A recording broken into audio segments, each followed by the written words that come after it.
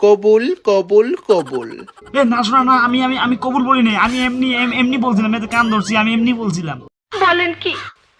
এখন থেকে আমি তোমার বউ, বিয়ে হয়ে গিয়েছে। আমি জানতাম না যে তুমি এইরকম, আমি জানলে তোমার সত্যি কথা কবুল বলতাম না। নিজের বউ অন্যের বাড়িতে রাখতে নেই, তাড়াতাড়ি এসে তোমার বউকে নিয়ে যাও। ওরে ভাই, আমি আরে কেমনে বুঝি, আরে আমি এমনি এমনি আমি এমনি মোবাইলের মধ্যে দেখে এমনি বলছিলাম, আমি জানতাম না যে তুমি এইরকম, সরি। জান,